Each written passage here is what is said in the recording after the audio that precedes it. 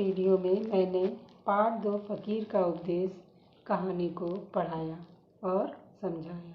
आज मैं उसको पुनः एक बार और संक्षेप में बताते हुए आपकी पाठ्य पुस्तक में जो शब्द अर्थ और अभ्यास दिया है उसको समझाते हुए कराऊंगी। चलिए शुरू करते हैं। बच्चों, एक बार एक गांव में फ़कीर आता है जो बहुत ही ज्ञानी होता है।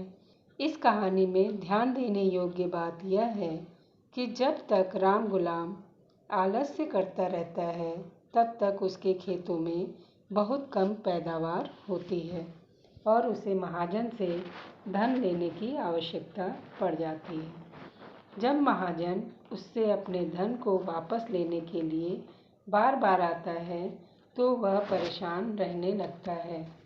रुपए के लिए तंग करने लगा तो वह उससे तंग आकर अपने खेत की आधी ज़मीन दूसरे किसान को बेच देता है।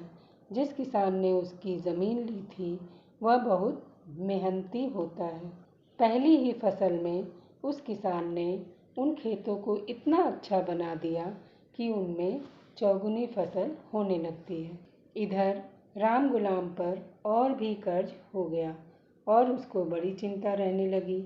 आखिर एक दिन वह भी फ़कीर के पास जाकर अपनी समस्या का समाधान पूछता है। जब फ़कीर राम गुलाम की दशा का पता लगाकर उसे उपाय बताता है तो वह भी दूसरे किसान की तरह कड़ी मेहनत करने लगता है और अपना आलस्य त्याग देता है, जिससे अब उसके उन्हीं खेतों में खूब फसल होने लगी। बच्चों, इस कहानी से हमें यह शिक्षा मिलती है कि मेहनत से ही सफलता प्राप्त होती है। इसी प्रकार यदि आप भी अपने किसी कार्य को करते समय आलस्य त्याग दें और लगातार मेहनत करते रहें तो आपको सफलता अवश्य मिलेगी। चलिए अब इस पाठ के शब्द अर्थ करते हैं। इसे आप ध्यान से सुनिए और इसको आपको कंठस्थ करना है। शब्द अर्थ: फ़कीर, मुसलमान साधु। होशियार, चालाक, मशहूर, प्रसिद्ध। महाजन, ब्याज पर पैसे देने वाला। खुद, स्वयं, अपने से। तंग, परेशान। भरोसा, विश्वास। दुर्भाग्य, बुरा भाग्य। इसे आपको याद करना है। अब अभ्यास देखिए और इसे आपको अपनी कॉपी में करना है। क है, उत्तर लिखिए। आपको यहाँ पे प्रश्न दिए हुए हैं, उसके उत्तर लिखने हैं। तो पहला प्रश्न है, बूढ़ा फ़कीर कैसा था? बूढ़ा फ़कीर बड़ा होशियार था। दूसरा, सभी लोग फ़कीर के पास क्यों जाते थे? तो इसका उत्तर क्या होना चाहिए? सभी लोग फ़कीर के पास कुछ न कुछ पूछने को जाते थे। तीसरा, किसकी खेती कभी अच्छी नहीं होती थी? इसका उत्तर क्या होना चाहिए? राम गुलाम की खेती कभी अच्छी नहीं होती थी। चौथा, फ़कीर ने राम गुलाम से दूसरे दिन क्या कहा? तो इसका उत्तर क्या होना चाहिए? दूसरे दिन फ़कीर ने कहा, तुम्हारे भाग्य का भेद सिर्फ जाओ और आओ में है। ख, वाक्य सही है या गलत? निशान लगाइए। इसमें जो सही है उस पर सही वाले में टिक करेंगे और जो गलत है तो गलत का निशान लगाएंगे।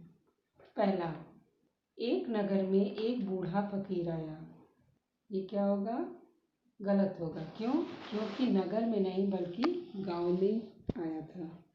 दूसरा, वह बड़ा होशियार फ़कीर था, तो ये सही होगा।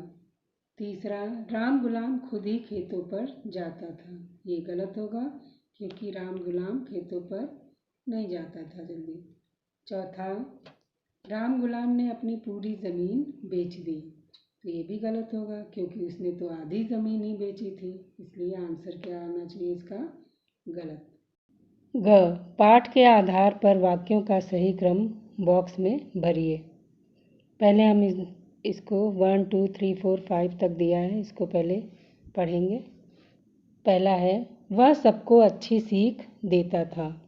दूसरा, अब आधी ज़मीन ही उसके पास रह गई।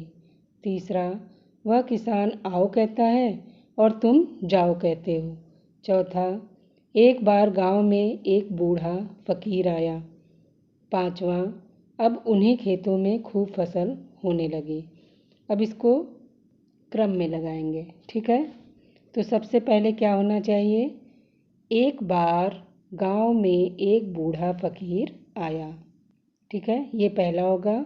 दूसरा, उसके बाद क्या होगा? वह सबको अच्छी सीख देता था। उसके बाद अब आधी ज़मीन ही उसके पास रह गई।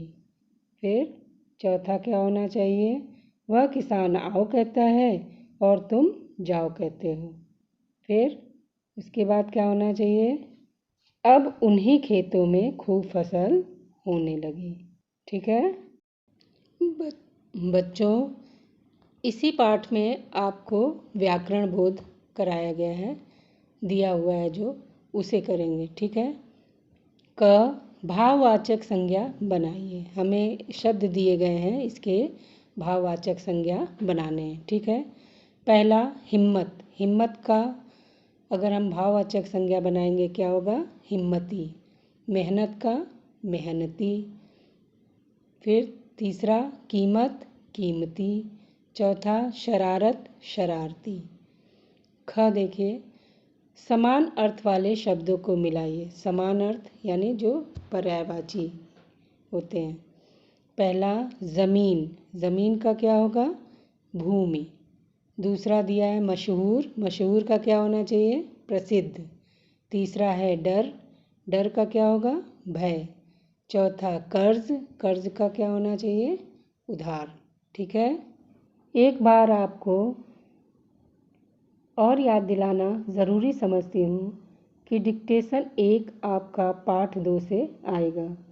आज जितना भी मैंने पढ़ाया है उसे आप कॉपी में करेंगे और उसको याद भी करेंगे। इस पाठ के जितने भी कठिन शब्द हैं उसे आप सुलेख कॉपी में अच्छी तरह, अच्छी हैंडराइटिंग में लिखेंगे, ठीक है। धन्यवाद। आज आपका पाठ 2 फकीर का उपदेश पूरा हो गया।